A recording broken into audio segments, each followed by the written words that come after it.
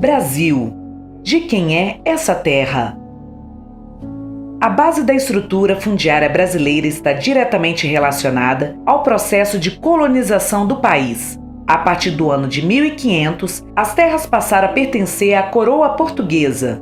Comunidades inteiras foram dizimadas e suas terras foram subtraídas de forma violenta pelos colonizadores. Em 1532, o rei de Portugal distribuiu grandes extensões de terras para um grupo pequeno de pessoas. Esse período da história influenciou a formação de grandes latifúndios improdutivos e uma profunda desigualdade social vivenciada até hoje. Segundo o Censo Agropecuário de 2017, o Brasil conta com mais de 15 milhões de trabalhadores rurais, agricultores e agricultoras familiares e mais de 5 milhões de estabelecimentos agropecuários.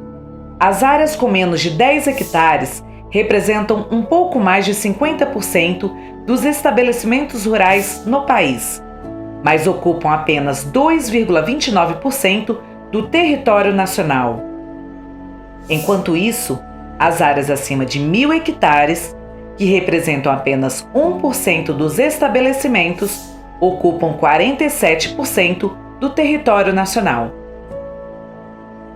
A questão fundiária no Brasil, ela tem uma relevância histórica, porque foi a partir das apropriações de grandes porções territoriais do nosso país que o capitalismo floresceu no Brasil. Em 1850, nós temos um primeiro regime de terras com a Lei de Terras. É uma lei que estabeleceu a aquisição de terras por brasileiros, através, evidentemente, do mecanismo de compra e venda, excluindo naquele momento histórico populações indígenas, quilombolas e os camponeses. Esse regime jurídico ele foi sendo, ao longo do tempo, alterado, sem que houvesse previsão para aquisição de terras para estrangeiros. A legislação brasileira atual que disciplina a aquisição de imóveis rurais por estrangeiros é a Lei 5.709 de 1971.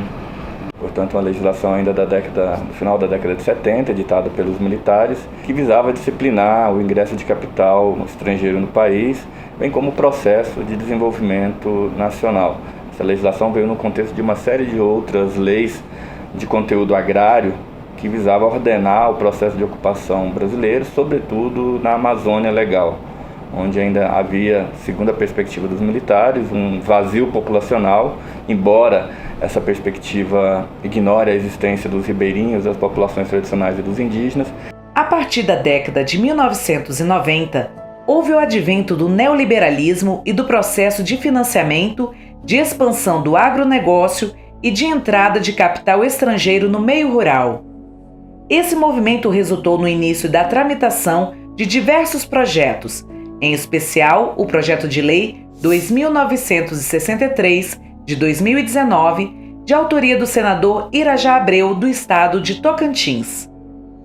E esse projeto de lei, ele permite a aquisição de terras localizadas em todo o território nacional a estrangeiros. Esse projeto de lei, ele, em alguns dispositivos que estão presentes, permite, por exemplo, que pessoas de nacionalidades distintas possam adquirir até 100% de terras localizadas em municípios brasileiros, o que é um absurdo. Além de um evidente ataque à nossa soberania, tendo em vista o permissivo estabelecido em mecanismos, ele afronta a soberania alimentar nutricional daqueles que produzem, que trabalham na terra e que utilizam a terra não como bem de mercadoria, mas utilizam a terra como trabalho para se reproduzir social, cultural e economicamente. Esse avanço do capital estrangeiro no Brasil é uma realidade em todo o país. Para mostrar na prática os impactos de tudo isso nas comunidades rurais e nas populações do campo, da floresta e das águas, vamos para o estado do Maranhão. O Maranhão fica localizado na região nordeste do Brasil. Possui uma área de 331 mil metros quadrados e uma população superior a 7 milhões de pessoas.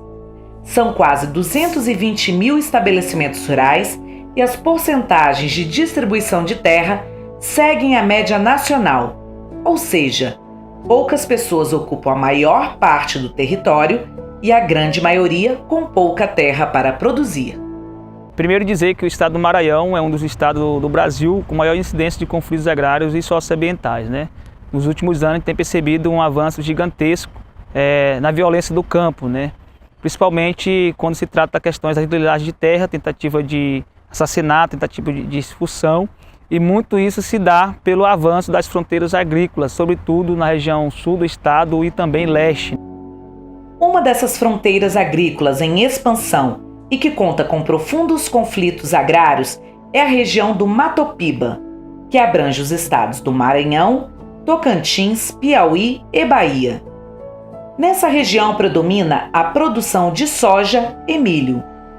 A comunidade visitada fica dentro do Parque Estadual do Mirador, que faz parte do Matopiba. As pessoas que moram nessa região convivem com as incertezas que a expansão do agronegócio lhes impõe, sendo que a evolução do desmatamento nas últimas décadas está bastante conectada à emergência da economia do agronegócio da commodity de soja.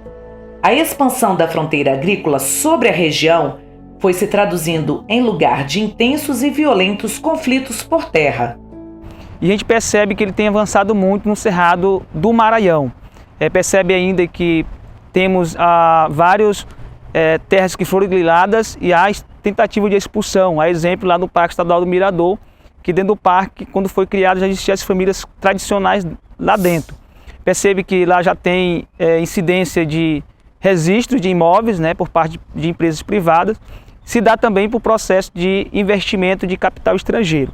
Então percebemos ainda que muitas das bacias hidrográficas, a exemplo das fontes, das nascentes, há uma preservação por parte das famílias. E se porventura elas forem expulsas por esse monocultivo e não ter uma atenção do governo, tanto federal como estadual, percebe-se que vão perder tudo isso. Eu nasci e me criei lá. Meu pai nasceu e se criou lá naquela região. E morreu com 78 anos de idade. E eu fiquei lá, criei esses filhos lá e vim para cá em 2006. Fui obrigado a vir de lá porque a gente não aguentava mais o sufoco lá, a pressão, porque quando o parque foi criado lá, a gente já achou a gente lá dentro, mas o governo não teve uma decisão de ver o que era que tinha lá dentro para poder criar o parque, né? Quando criou, foi com essa pressão em cima da gente lá. Tenho 26 anos, sou filho daqui mesmo. Meus pais e meu avô são filhos daqui. Eles sempre moraram aqui, sempre trabalhamos de roça. Estudei fora e morando aqui. Aí eu trabalho também junto com meus pais aqui na roça. E meu avô também. A previsão nossa aqui é de adquirir alguma coisa que tenha, tipo um documento. A gente não sabe se é terra de empresa ou de estado. Sempre vem órgão aqui, mas a gente não sabe de quem é essa área aqui, o parque. Porque sempre vem empresa diferente. Hoje a gente tomou conhecimento que tem umas empresas que atuam aqui dentro. Só que a equipe que trabalha aqui, eles se representam como se fosse do estado, mas a gente vê que por trás tem um grupo de gente que faz uma pressão grande dentro, viu? A gente teve até conhecimento nos documentos, muita área de terra aqui que são documentadas em nome de empresa. A gente vê também muitas pessoas que em procura até de compra de terra aqui, já apareceu gente querendo comprar terra, outros querendo vender, que a gente em nome de empresa. Essas empresas aí, eles derrubam meio mundo aí fica dizendo que a reserva é aqui. A reserva delas é aqui. Aí por causa disso que eles não querem deixar a gente trabalhar aqui. Porque eles querem derrubar meio mundo lá, que é para dizer que aqui é a reserva delas aqui. Aí não quer. A gente trabalha por isso. E quando a gente bota uma roça, eles vão vigiar lá o lugar, que aí vão, não é para queimar a roça, que é para caçar milho, que pensa o carro vai embora. Aqui a gente cria uma galinhazinha para poder sobreviver, aí cria um porquinho para poder sobreviver. E a roça também, que a gente se não botar O pobre você sabe que tem que ser a roça, né? E nós queremos ser reconhecidos para o governo, que por um jeito assim, como que nós não somos reconhecidos, né? O nosso lugar é bom, nós não queremos deixar nosso lugar. Eu não quero deixar meu lugar aqui é bom. Nós estamos como que nós não estamos vistos pelo governo. Porque nós não tem estrada, nós não tem energia, nós não tem um posto de saúde. É obrigado nós precisamos das outras comunidades para nós conseguir alguma coisa. Pois é, a vivência nossa aqui é assim, quase sem direito mesmo em nada, não tem, somente do trabalho da gente, não tem ajuda de governo, nem de prefeito, nem auxílio de nada, mesmo só do trabalho. Aqui não tem água encanada, não tem energia, não tem escola, nem tem posto de saúde, tudo é difícil aqui. Porque se quer um parque, aí não pode fazer nada aqui, que é no parque. O prefeito diz que não traz nada para cá porque é no parque. Aí nunca veio nada para cá. Aonde o agronegócio, com o financiamento do capital estrangeiro, chega, olha a situação. Área totalmente devastada, sem nenhuma árvore, sem vida, sem nenhum animal, só soja. Aqui é um exemplo concreto da chegada do capital estrangeiro financiando o agronegócio. E no momento estamos no estado do Maranhão, mas isso também é no Brasil inteiro. Essa situação é vista em várias partes do mundo. Por isso foi criado o Fórum de Lutas pela Terra e pelos Recursos Naturais, o FLT, que reúne 11 organizações de diferentes continentes. O objetivo principal do FLT é fortalecer a mobilização e a luta internacional de organizações representativas da agricultura familiar, camponesa e indígena, promovendo o debate político e a troca de experiências entre as organizações. Nós vivemos preservando as coisas, a natureza, tudo bem feito, você pode ver no nosso serviço. E nós vivemos ameaçados, nós acho que é tipo uma ameaça, porque eles chegam, eles falam que nós não podemos botar roça, não quer que nós trabalhemos. E nós continuamos trabalhando sempre assim. E eles falam que querem que nós saia, por o jeito que eles querem, que nós saia daqui de dentro.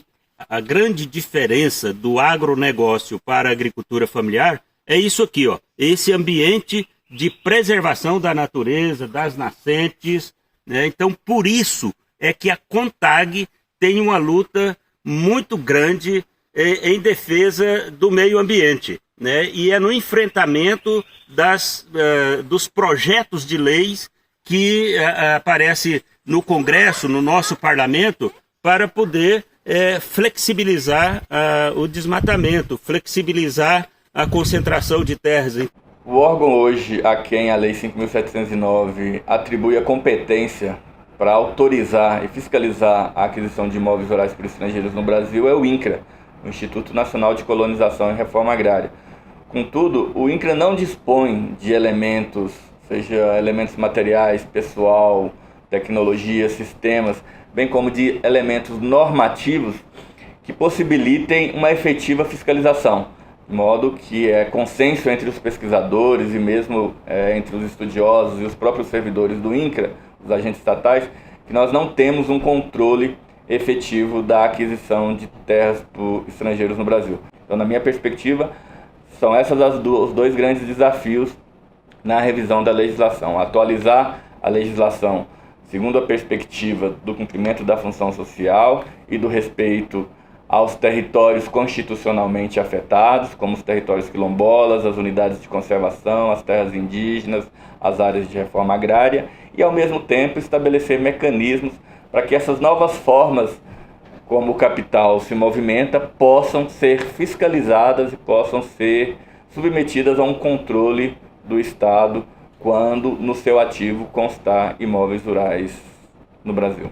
Em 2020, com o aumento dos conflitos agrários socioambientais aqui no Maranhão, a FETAEMA decidiu começar então a retomar o processo de publicação do livro de conflitos agrários aqui no estado.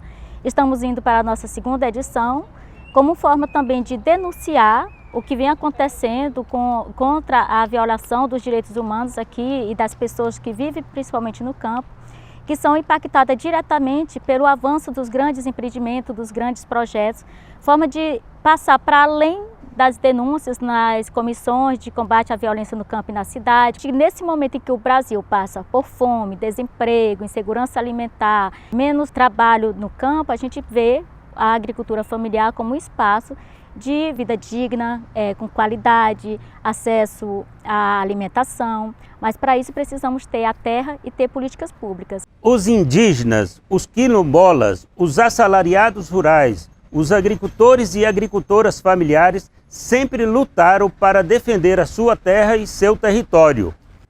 É tarefa das organizações do mundo todo manter mobilização permanente para impedir que o poder econômico destrua nossas comunidades. Como disse Dom Pedro Casaldáliga, quanto mais difícil o tempo, mais forte deve ser nossa esperança. Vamos esperançar juntos e construir outro mundo possível. Essa terra é nossa. Ver toda essa gente com mais alegria, plantando a paz, colhendo a harmonia.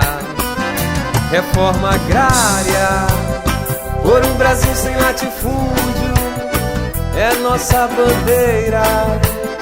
Vamos todos juntos. Reforma agrária, por um Brasil sem latifúndio, plantar a semente de uma nova era nesse chão fecundo. Lá, lá, ya, lá, ya. Lá, lá, ya, lá, ya, lá, ya. Lá, lá, ya. Lá, lá, ya, lá, ya. Lá, lá, ya. Lá, lá, ya, lá, ya, lá, ya. Lá, lá, ya. La la ya, la la ya, la ya.